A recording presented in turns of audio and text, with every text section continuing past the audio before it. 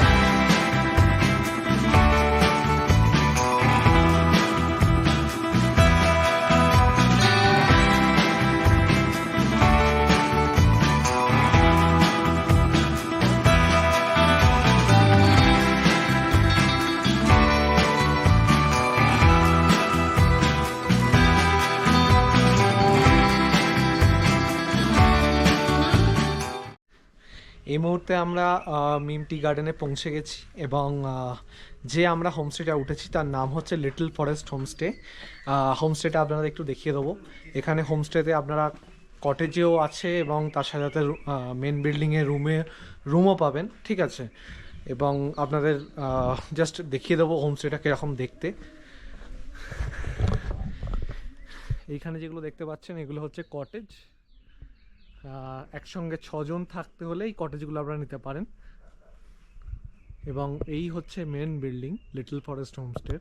এবং এখানে 3টি ফ্লোর আছে এবং 3টে ফ্লোরেই অনেকগুলো রুম আছে। আসুন আপনারা দেখিয়ে দিই আমাদের রুমটা হচ্ছে একদম টপ ফ্লোরে 3 তলায়। সো আপনাদের রুমটা দেখিয়ে দিই।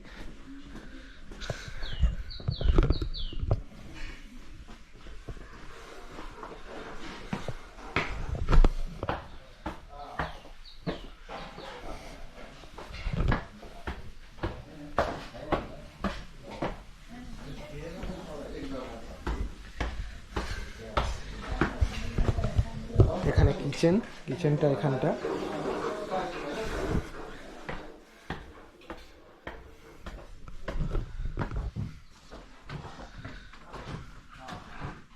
এবং এই হচ্ছে আমাদের রুম।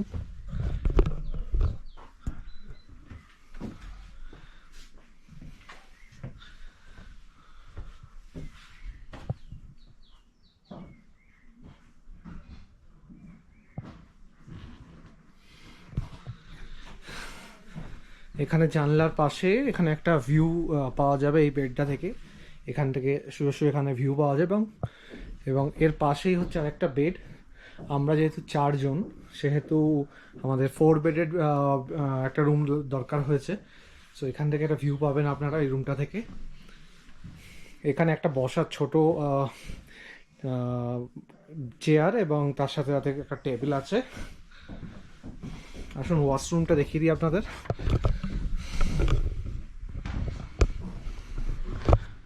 এই হচ্ছে ওয়াশরুম।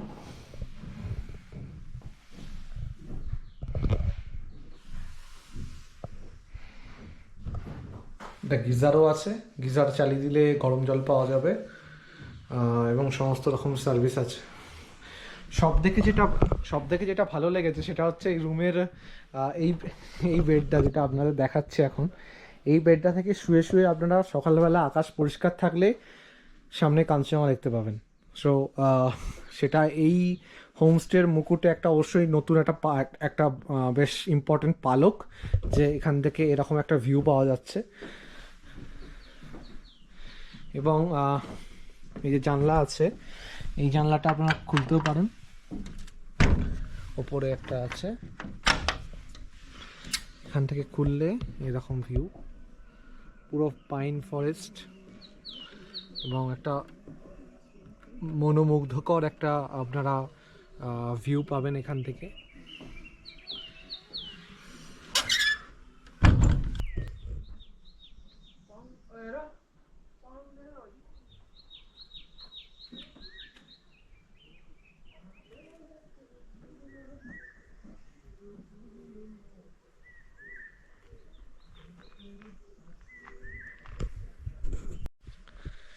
তো আমাদের লাঞ্চ হয়ে গেছে এবং আমরা একটু হোমস্টে থেকে বেরিয়ে চারিপাশে একটু ঘুরতে বেরিয়েছি।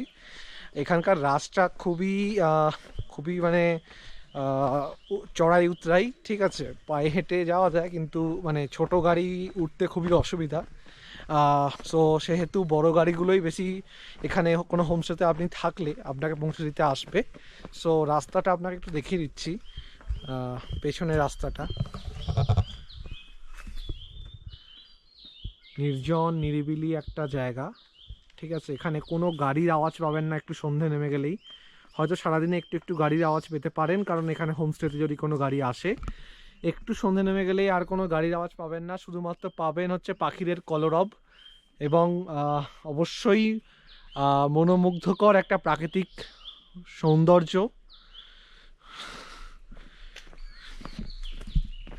চলুন এই রাস্তা ধরে আমরা একটু নিচে নেমে যাই।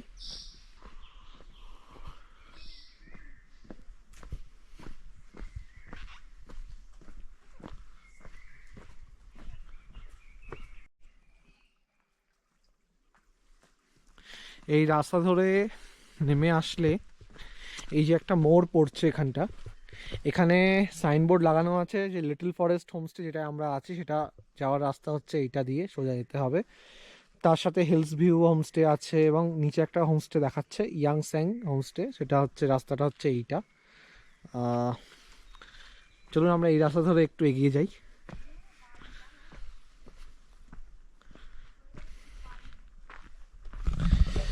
বলতে গেলে একদম নিরিবিলি পরিবেশ। কোনো আমরা সাধারণত যারা শহরে থাকি তারা যে সারাদিন ধরে যে নয়েজ পলিউশনের মধ্যে থাকি, যে সারাদিন ধরে গাড়ির আওয়াজ, এই আওয়াজ ওই আওয়াজ, এখানে কিন্তু সেরকম কিছু নেই। এখানে দুদিন শান্তিতে আরাম করে প্রাকৃতিক সৌন্দর্য উপভোগ করতে করতে মানসিক শান্তি, শারীরিক শান্তির মধ্যে এখানে দুদিন নিশ্চিন্ত মনে কাটাতে পারেন আপনারা।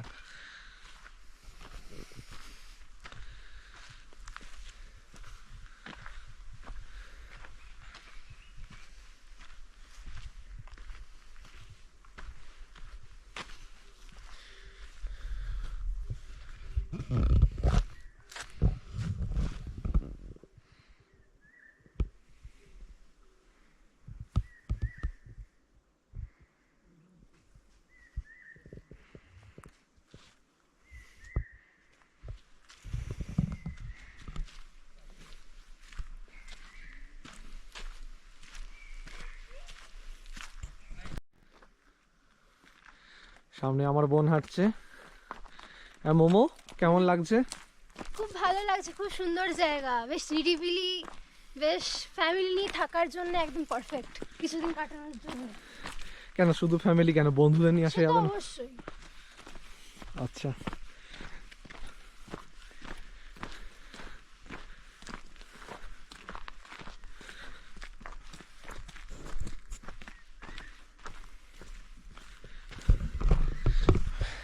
মানে আমাদের পরিবারের সকলেরই খুবই ভালো লেগেছে জায়গাটা, খুব নিরিবিলি। যারা হয়তো আপনারা প্রথমবার দার্জিলিং আসছেন তারা মানে আমি সাজেস্ট করবো তারা দার্জিলিংয়ে থাকুন, দার্জিলিংয়ের কাছাকাছি থাকুন, কিন্তু তার পাশে পাশে এই অফবিট জায়গাগুলোতে আসুন। এই অফবিট জায়গাগুলো পুরোপুরি আনটাচড। আপনারা এখানে যত আসবেন মানে তারা আসার পরেই বুঝতে পারবেন যে অফবিট জায়গাগুলোর যে প্রাকৃতিক সৌন্দর্যটা, মানে এত লোকের কোলাহল, এত গাড়ি ঘোড়া কিচ্ছু নেই। এখানে নিশ্চিন্ত মনে কিছু সময় কাটিয়ে নেওয়াই যায়, কিছুদিন কাটিয়ে নেওয়াই যায়। মানে আমাদের এক কথায় বলতে গেলে খুব ভাল লাগছে জায়গাটা। আমরা আবার ব্যাক করে এই মোড়টায় ফিরে এসেছি। মোড়টা থেকে আমরা এবার এই দিকটা যাব, এই দিকটা যাই, দেখি কীরকম কী আছে।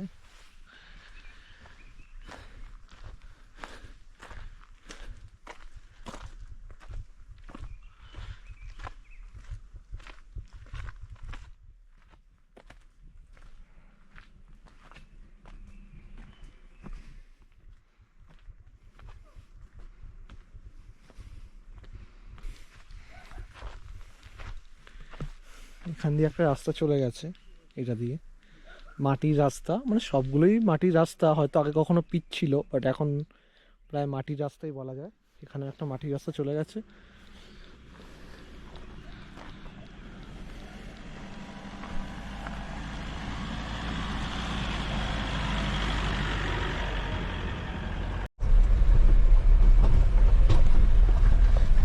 ঘড়িতে এখন বাজে বেলা 11:47 এবং আমরা এখন হোমস্টে ছেড়ে এখন চলেছি হচ্ছে মিম টি গার্ডেন যেটা আছে এবং তারই সংলগ্ন যে ফ্যাক্টরি, মিম টি ফ্যাক্টরি, সেটার উদ্দেশ্যে।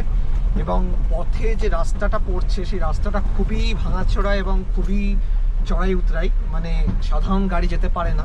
তার জন্য কিছু স্পেশাল গাড়ি বুক করতে হয় এটার জন্য, এবং সেটা আপনারা যে হোমস্টেতে থাকবেন সেই হোমস্টে থেকেই আপনারা বুক করতে পারবেন, তাদের কন্ট্যাক্ট থেকেই। সো আপনাদের রাস্তাটা একটু দেখিয়ে দিই। রাস্তাটা খুবই ভাঙাচোরা এবং মানে খুবই ভাঙাচোরা, মানে সাধারণ গাড়ি বা সাধারণ যে ছোটো গাড়িগুলো সেগুলো এখান দিয়ে নামতে বা উঠতে খুবই প্রবলেম হবে। আমরা আপাতত মিম টি এস্টেটের সীমানার মধ্যে প্রবেশ করে গেছি। টি গার্ডেনটা এখান থেকেই স্টার্ট হচ্ছে। আপনাদের ক্যামেরাটা ঘুরিয়ে আমি দেখিয়ে দেবো।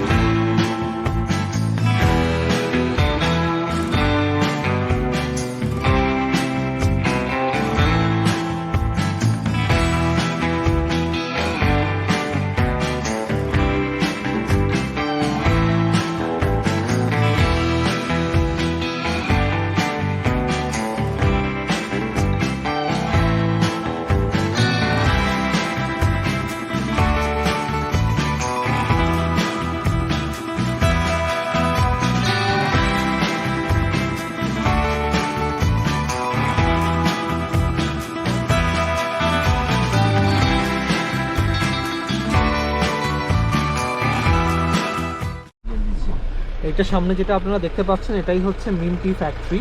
আমরা এখানে যাব, হ্যাঁ এখানেই আমরা যাব একটু পরে। তো আপনাদের ভালো করে দেখাবো ভেতরে কি আছে। এটাই আপনারা দেখে নিন, এটাই হচ্ছে মিম টি এস্টেট বা মিম টি ফ্যাক্টরি।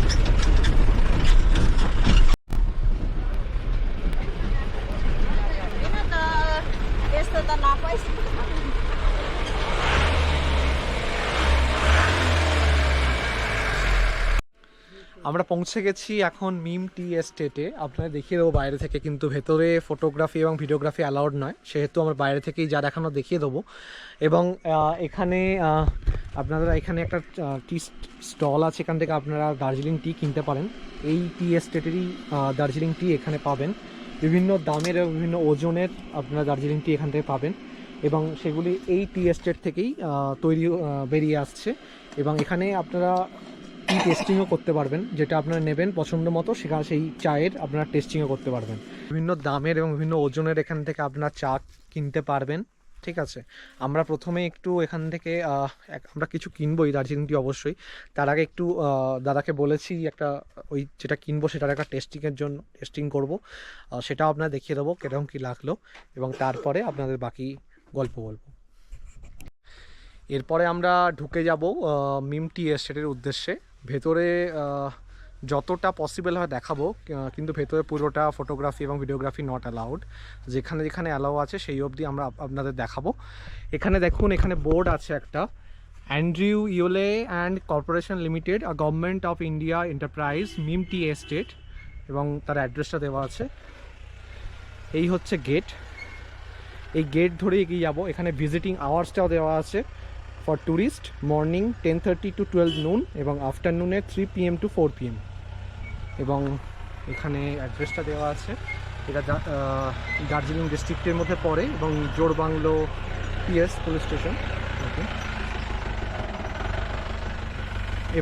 এবার আমরা সোজা এগিয়ে যাব মিম টি এস্টেটের গেটটা ধরে।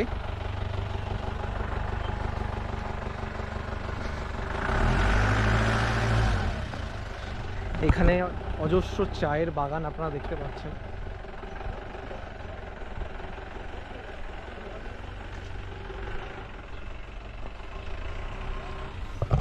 এবং এখান থেকে আপনারা যদি ভালো করে দেখতে পারেন, এখানে নিচে একটা নদীও দেখতে পাবেন, যদিও জানি না দেখা যাচ্ছে কিনা।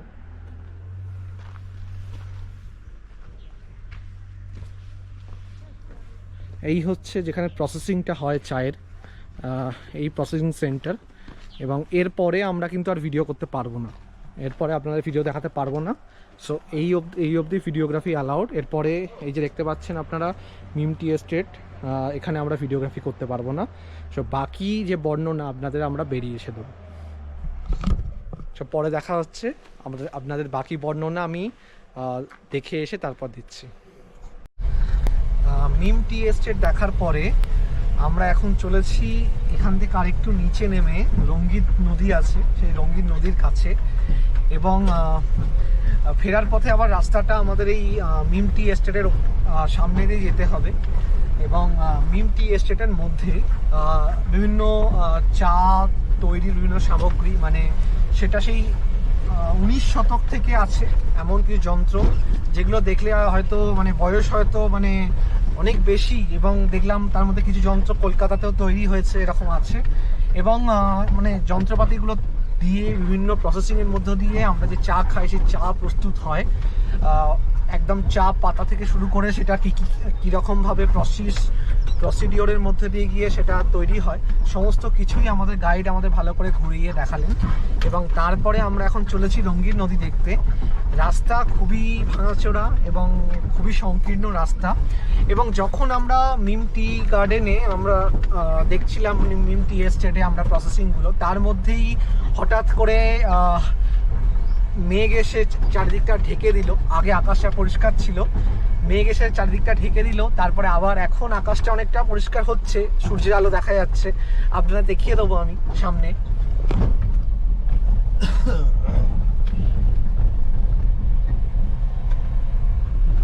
যেমনটা দেখতে পাচ্ছেন, রাস্তা খুবই ভাঙাচোরা এবং মানে গাড়ি চালাতে যথেষ্ট বেগ পেতে হচ্ছে। এই রাস্তা ধরে সোজা যাব আমরা। এখান থেকেই নিচে নেমে নিচে যে রঙ্গিত নদী আছে তার যে পারে আমরা যাব।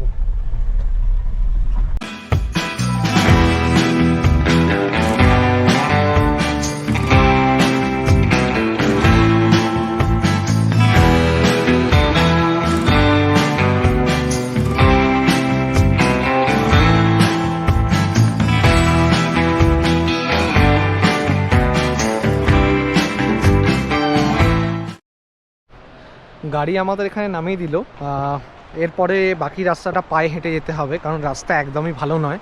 সো বেশি দূর না, এখান থেকে নদীর আমরা কলকল আওয়াজ আমরা এখান থেকে শুনতে পাচ্ছি। সো চলুন আপনার রাস্তাটা দেখিয়ে দেবো এখান থেকে। এই হচ্ছে চারপাশের দৃশ্য এখান থেকে। এবং নিচে নদীটা দেখা যাচ্ছে, ওখানে একদম সামনে ওখানে নদীটা দেখা যাচ্ছে। এখান থেকে আপনারা দেখতে পাচ্ছেন কি জানি না, কিন্তু নদীটা এখান থেকে দেখা যাচ্ছে। এই হচ্ছে রঙ্গিত নদী, আমরা ওইখানেই যাব নিচে। তো চলুন যাওয়া যাক। চলুন আমরা আস্তে আস্তে এই রঙ্গিত নদীর যে ওপরে অনেকগুলো পাথর পড়ে আছে, এই পাথরের ওপরে ওঠা যাচ্ছে, আমরা ওখানেই যাব এখন।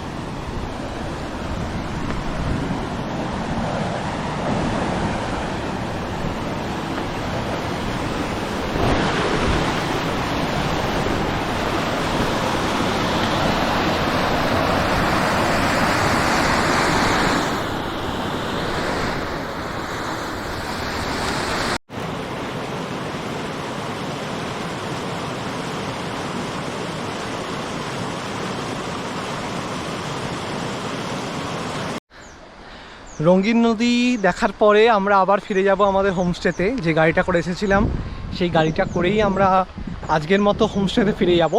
এবং আগামীকাল আমরা এখান থেকে বেরিয়ে চলে যাব তিনচুলের দিকে। মাঝখানে রাস্তা আপনাদের দেখাবো।